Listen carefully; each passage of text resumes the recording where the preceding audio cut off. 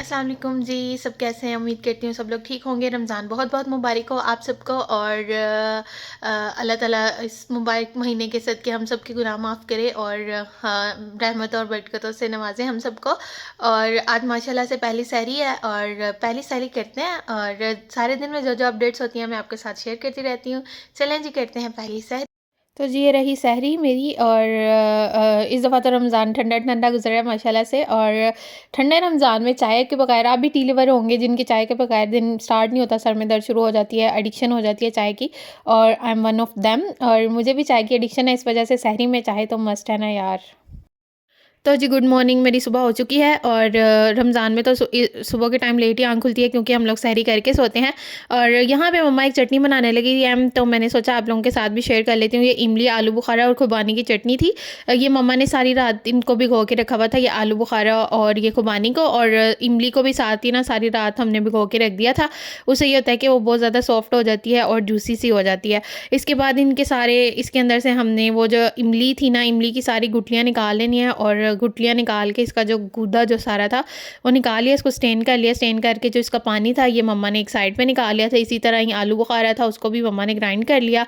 और ये जो खुबानी है इसको भी सारी रात ऐसे ही भिगो के रखा हुआ था। इन सारी चीज़ों को इमली, अब ये जो खुबानी है इसको हम करते हैं ग्राइंड। देखें इस तरह से हमने ये इमली का और आलू बुखारे के अंदर जो गुठलियाँ थी ये दोनों सारी हमने साइड पे निकाल ली हैं और उनको स्टेन कर लिया। यहाँ पे जो खुबानी है ना इसको हमने अच्छे से ग्राइंड कर लेना है और आलू बुखारा जो था इसके साथ वो ऑलरेडी इसके अंदर से गुटियाँ निकाल के इसको ग्राइंड कर लिया हुआ हमने। A few moments later. यहाँ पे हमने तीनों को मिक्स कर लिया, इमली, आलू बुखारा और खुबानी को। इसको अब अच्छे से हमने यहाँ पे पकने देना है और अब पकते पकते अब इसके साथ ही ना हमने इसके अंदर स्पाइसेस ऐड करने हैं और वो स्पाइसेस मैं आपको दिखाती हूँ आपने क्या क्या ऐड करना है। तो जी यहाँ पे हमने ले लिए हैं सारे स्पाइसेस। ये हमने सॉल्ट लिया है, रेड चिली पाउडर लिया है, चिली फ्लेक्स हैं, पिंक सॉल्ट है और ये ज़र्दा रंग है और ये भुना हुआ ज़ीरा है हमारे पास। और ये जिंजर का एक पीस है। जिंजर का पाउडर डालते हैं बेसिकली, वो हमारे पास था नहीं इसलिए हमने ये जिंजर का एक पीस निकाल के ना तो वो मतलब हम लोग इसके अंदर ऐड कर देंगे और जब इसको इसका रस निकल जाएगा ना तो हम इसको इस चटनी में से वापस निकाल लेंगे। और ये सारी चीज़ें आपने अब डाल देनी है चटनी के अंदर। चलें दिखाती हूँ मैं आपको। ये सारे स्पाइसेस हमने इसके अंदर डाल दिए सिवाय ज़र्दा रंग के। ज़र्दा रंग हम इसको उतारते हुए जब ये चटनी बिल्कुल रेडी हो जाएगी तब डालेंगे इसके अंदर। तो ये जी हाफ़ के जी ब्राउन शुगर है, आप चाहें तो वाइट शुगर भी डाल सकते हैं लेकिन ब्राउन शुगर से इसका टेस्ट बहुत ज़्यादा अच्छा आएगा। 2000 years later. तो जी यहाँ पर हमने इसमें सारी की सारी ब्राउन शुगर ऐड कर देनी है। आप चाहें तो वाइट शुगर भी ऐड कर सकते हैं और जैगरी भी ऐड कर सकते हैं लेकिन ब्राउन शुगर से इसका ज़्यादा टेस्ट जो है ना वो बहुत अच्छा आएगा। अब इसको हमने अच्छे से पका लेना है और इसको उतारते हुए ना बस इसके अंदर ये थोड़ा सा जितना सिरका मैंने डाला है इतना सा सिरका डालना है इसके अंदर। इससे ये होगा कि आपकी ख़राब नहीं होगी और बहुत अच्छी बनेगी। One eternity later.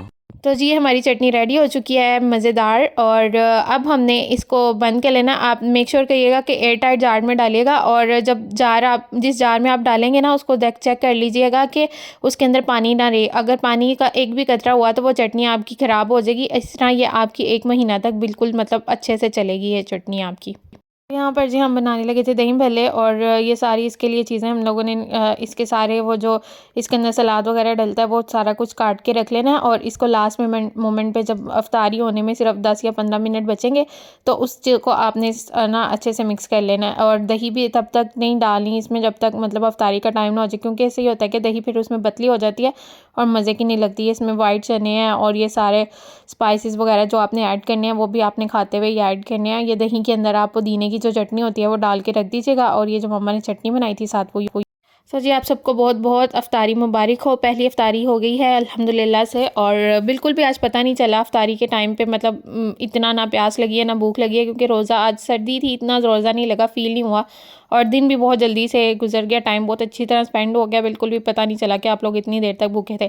तो जी ये सारी चीज़ें थी जो मम्मा ने अफ्तारी के लिए बनाई हैं और इसमें बनाना शेक और ये चटनी मम्मा ने बनाई थी, रोटियाँ, दही बल्ले और ये गजरेला था हमारे पास और ये सारी पकौड़े भी थे और ये सारी चीज़ें मम्मा ने बनाई हैं और ये चिकन भी है इसको हम। और फिर जो अफ्तारी के बाद आपको कुछ क्रेविंग्स होती हैं, यहाँ पे मेरी क्रेविंग हो रही थी सेटिस्फाइड आइसक्रीम खा कर, आपकी भी होती होगी यकीनन। तो जी इस चैलेंज के पीछे सारी दुनिया पागल हो रही थी, हमने सोचा हम भी करते हैं ट्राई। तो ट्राई करती हूँ फिर मैं आपको बताती हूँ कि मुझे ये कैसा लगा है। प्लान सक्सेस तो जी ये मैं कह रही थी स्टार्ट, ये जो मम्मा ने आज चटनियाँ बनाई थी, मैंने कहा इसी से ही सोचा ट्राई करती हूँ, क्योंकि भी खट्टी मीठी सी प्यारी सी इसका सिट्रस सा टेस्ट था, मज़े का टेस्ट था। तो मैंने सोचा इसको भी लगा के ट्राई करते हैं हम लोग। और ये जो भी लावा शक थे, इसको मैंने कब काफ़ी देर से सर के टाइम से मंगाया हुआ था, और इसको मैंने फ्रिज में रख दिया था।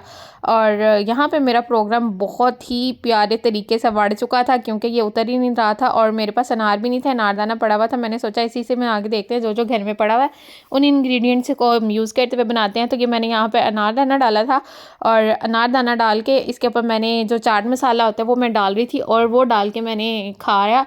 और लेकिन जब मैं उतारी थी फर्स्ट से तो आराम से उतर गया, लेकिन बाकी सारी ये फट गई, और मेरा प्रोग्राम कंप्लीटली तौर पे बढ़ चुका। और ये मेरा चैलेंज बिल्कुल बढ़ गया, बिल्कुल भी सही नहीं चैलेंज किया। और अब पता नहीं लोगों का कैसे ये उतर जाता है, क्योंकि मैंने तो जो वीडियोस देखी थी उसमें उन्होंने बताया था कि इसको आप अगर फ्रिज में रखते हैं तो ये आराम से ये जो लावा शक होती है उतर जाती है। वैसे आप लोग इस लावा शक को लावा शक ही बोलते हैं, क्योंकि हम लोग तो बचपन में इसको चरस इमली बोलते थे, और अपने हाथ की हथेलियों पर लगा लगा के इसको खाते होते थे। और इसका तो अब मैंने नाम सुना है पहली बार लावा शक, क्योंकि हम लोग तो इसको चरस इमली बोलते होते थे, और बचपन में बहुत ज़्यादा ये खाई हुई है हमने। लेकिन अब इसका मतलब ट्रेंड ही बिल्कुल चेंज हो चुका है, हर बंदा इसके पीछे पागल हो रहा है कि लावा शक चैलेंज करते हैं, लावा शक चैलेंज करते हैं। तो चलें जी, मेरा प्रोग्राम तो बढ़ चुका है। अगर आप लोगों का प्रोग्राम सही हुआ हो तो मुझे बताइएगा कि आप कोई और टिप। तो यहाँ पे मेरा प्रोग्राम पूरी तरह से बढ़ते हुए मैंने कहा चलो वो नहीं आ रहा, तो ये मतलब इसके साथ थोड़ी सी इमली उतार के, जो लावा शक चरसी इमली होती है, इसको उतार के खा के देखा जाए तो मतलब टेस्ट तो वाकई बहुत अच्छा था। तो ऑरेंज पड़ा था, मैंने सोचा इसके साथ टेस्ट करती हूँ, टेस्ट वाकई बहुत अच्छा था। बाकी आप देख सकते हैं प्रोग्राम तो हमारा पूरी तरह से बढ़ ही चुका है। खैर तो जी ये था आज का मेरा व्लॉग, और आपको अगर व्लॉग पसंद आया तो do like comment share and subscribe to my YouTube channel. और मिलते हैं नेक्स्ट वीडियो में। अब पूरे रमज़ान इंशाल्लाह रोज़ वीडियोस आएंगी, और डेली व्लॉगिंग करेंगे हम लोग। और मुझे अपनी दुआ में याद रखिएगा, और रमज़ान बहुत बहुत मुबारक वंस अगेन। अल्लाह हाफिज़, bye bye, take care and रब रखा।